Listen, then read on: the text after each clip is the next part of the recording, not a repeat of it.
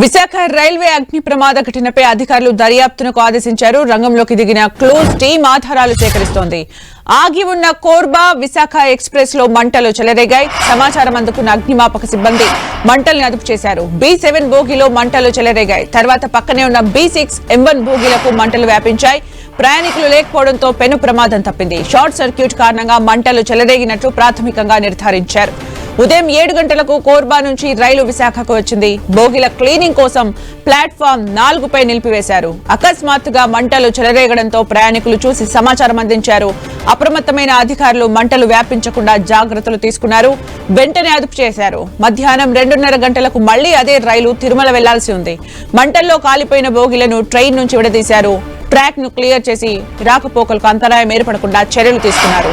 అయితే railway station లో ఆగి ఉన్న సమయంలో ప్రమాదం జరగడంతో ప్రాణాపాయం తప్పిందని, ఒకవేళ ట్రైన్ రన్నింగ్ లో ఉంటే పరిస్థితి ఏంటని ప్రయాణికులు ప్రశ్నిస్తున్నారు. రైల్వేలో వరుస ప్రమాదాలు జరుగుతున్నప్పటికీ అధికారులు ఎలాంటి చర్యలు తీసుకోవడం లేదని ప్రయాణికులు విమర్శించారు.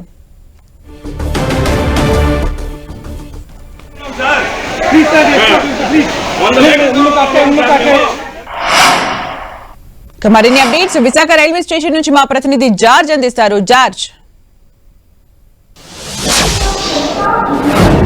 ఉదయం జరిగిన రైల్వే ప్రమాదానికి సంబంధించి డిఆర్ఎం ఈ ప్రమాదానికి గల కారణాలపైన విచారణకు ఆదేశించారు. క్లూస్ టీమ్ కూడా రంగంలోకి దిగి ఆధారాలను సైతం కూడా సేకరించింది. అయితే ఈ ప్రమాదం జరిగినప్పుడు ప్రస్తుతం మనం చూసుకున్నట్లయితే కనుక ఇది తిరుమల నుంచి వచ్చిన కోర్బా విశాఖపట్నం ఈ ట్రైన్ లాంటిదే. అంటే ఇక్కడ నుంచి తిరుమల వెళ్ళవలసిన ట్రైన్లో ఈ ప్రమాదం అనేది చోటు చేసుకుంది. అయితే ఈ సమయంలో ఏదైతే యాజ్ యూజువల్గా కోర్బా నుంచి విశాఖకు వచ్చిన తర్వాత ఈ విధంగానే ట్రాక్ మీద ఉంచడం జరిగింది. 7 గంటల ప్రాంతంలో అది రాగానే ప్రయాణికులంతా దిగి వారి యొక్క గమ్యస్థానాలకు వాళ్ళు వెళ్ళిపోవడం జరిగింది. ఆ సమయంలో జనరల్ క్లీనింగ్ కోసం అనేది ఇలా రైలును నిలిపి ఉంచారు. ఆ సమయంలో పవర్ కూడా లేదు. పవర్ కూడా లేనప్పటికీ కూడా ఈ ఫైర్ ఎలా అంటుకున్నదనే దాని మీద అయితే అనుమానాలు వ్యక్తం అవుతున్నాయి. అయితే ఏదైతే ఇప్పుడు మనం చూసుకున్నట్లయితే B6 బోగి ఏదైతే ఉందో ఇక్కడ B6, అలాగే B7, ఆ పక్కనే ఉన్న M1 బోగి ఏదైతే ఉందో ఆ M1 బోగీలకు మంటలు అనేవి వ్యాపించాయి. అయితే ఈ క్రమంలో ప్రస్తుతానికి ఆ B7 బోగి వద్దనే ఈ ప్రమాదం అనేది చోటు చేసుకున్నట్లు ప్రాథమికంగా గుర్తించారు. ఏదైతే B7 బాత్రూమ్ వద్ద ఏదైతే ఉందో ఈ ప్రాంతం ఏదైతే ఉందో ఇక్కడే మనం ఒకసారి చూసుకున్నట్లయితే కనుక ఈ B7 బోగి ఈ B7 దగ్గర ఏదైతే ఇది బాత్రూమ్కి సంబంధించింది అక్కడ ఈ ప్రమాదం చోటు చేసుకుంది. ఈ ప్రమాదం చోటు చేసుకోవడానికి గల ఆ సమయంలో పవర్ కూడా లేదు. పవర్ కూడా లేనప్పటికీ కూడా ఈ ప్రమాదం ఏ విధంగా సంభవించింది అనేది చూస్తున్నారు. అయితే వాళ్ళ అనుమానాలు వ్యక్తం చేస్తున్నప్పటికీ ఏంటంటే ఈ కింద ఏదైతే ఈ ట్రైన్ రన్నింగ్లో ఉన్న సమయంలో కింద బ్యాటరీస్ సైతం కూడా ఉంటాయి. ఆ బ్యాటరీస్ వల్ల ఏమైనా షార్ట్ సర్క్యూట్ జరిగిందా అనేది అయితే కాస్త అనుమానాలు అయితే వ్యక్తం అవుతూ ఉన్నాయి. ఏదైనప్పటికీ ప్రాథమికంగా చూసుకున్నట్లయితే కనుక ప్రస్తుతానికి ఇది షార్ట్ సర్క్యూట్ కారణంగానే ఈ ప్రమాదం జరిగినట్లు ప్రాథమికంగా భావిస్తూ ఉన్నారు. ఉదయం దాదాపుగా ఇది కోర్బా నుంచి ఛత్తీస్గఢ్లో ఉన్న కోర్బా నుంచి ఇది ఉదయం 7 గంటల ప్రాంతంలో ఇక్కడికి చేరుకున్న తర్వాత వాళ్ళ ప్రయాణికులంతా వెళ్ళిపోయారు. ఆ సమయంలో ప్రయాణికులు ఎవరూ కూడా లేరు.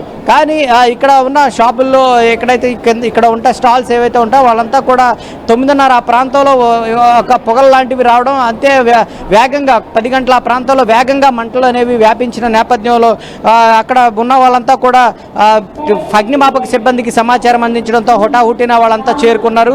ముఖ్యంగా ఈ గ్లాసులు ఏవైతే ఉన్నాయో ఇదే సేమ్ మనం ఇప్పుడు చూసుకున్నట్లయితే కనుక సేమ్ ఇలాంటి B7 బోగి ఏదైతే ఉందో ఇలాగా B7 బోగి ఉంటుంది. ఈ B7 బోగి పూర్తిగా అగ్నికి ఆహుతైంది. మొత్తం ఈ గ్లాసెస్ ఏవైతే ఉన్నాయో ఈ గ్లాసెస్ అన్నిటిని కూడా బ్రేక్ చేయడం జరిగింది. బ్రేక్ చేసిన వెంటనే మొత్తం అంటే అప్పటికి మంటలను అదుపు చేయలేని పరిస్థితి అయితే నెలకొని ఉంది.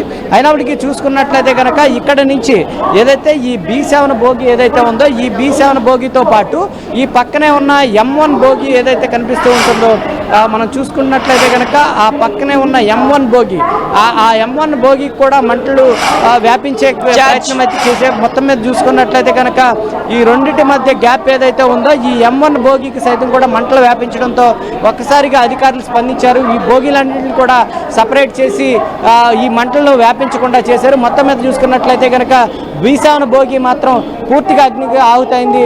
అయితే ప్రయాణికులకు మాత్రం ఎటువంటి ప్రాణ నష్టం లేకపోవడం, అలాగే ఎవరికి కూడా ఏమీ కాకపోవడంతో అధికారులు ఊపిరి పీల్చుకున్నారు.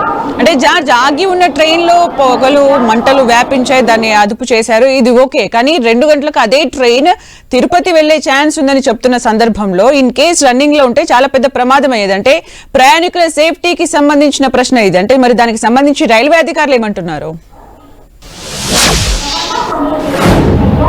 ప్రస్తుతం రైల్వే అధికారులు ఈ ఘటనకు సంబంధించి వాళ్ళు విచారణ అనేది ప్రారంభించారు. క్లూస్ టీమ్స్ సైతం కూడా రంగంలోకి దించారు. నిజంగానే చెప్పినట్లు ఇటు కోర్బా నుంచి విశాఖ వచ్చే క్రమంలో అయితే కానీ, లేదంటే విశాఖ నుంచి బయలుదేరేటప్పుడు తిరుమలకు వెళ్లే సమయంలో కానీ ఎక్కడ ప్రమాదం జరిగినా చాలా పెను ప్రమాదమే చోటు చేసుకుని ఉండేది.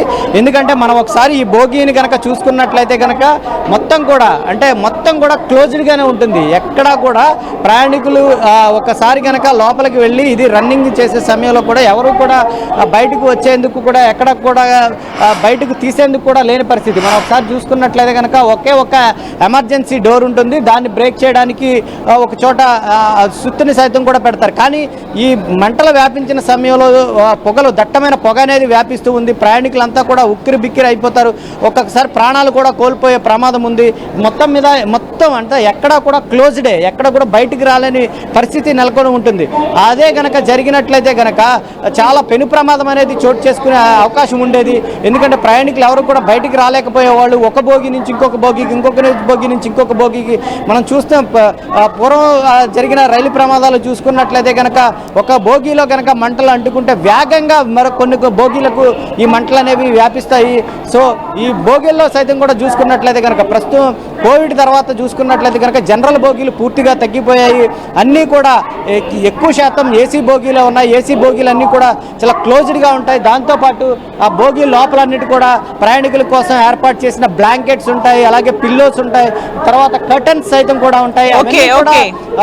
మంటను ఎక్కువగా గ్యాసింగ్ అంటే అంటుకోవడానికి చాలా ఎక్కువగా ఉంటుంది కాబట్టి చాలా ప్రమాదం చోటు చేసుకున్నది. ఏదేమైనప్పటికీ పెను ప్రమాదం తప్పిందనే చెప్పుకోవాలి. దాదాపుగా 2 గంటల పాటు శ్రమించి అగ్నిమాపక సిబ్బంది మంటలన్నింటిని కూడా ఆర్పివేశారు. 2:30 గంటలకు యథావిధిగా ఈ ట్రైను ఇక్కడి నుంచి బయలుదేరి వెళ్ళనుంది. ప్రయాణికులంతా కూడా ఒక్కొక్కరిగా ఇప్పటికే చేరుకోవడం జరుగుతుంది. 2:30 గంటలకు ఈ ట్రైన్ విశాఖ నుంచి మరలా తిరుమలకు బయలుదేరి వెళ్ళనుంది. Thank you George for the updates.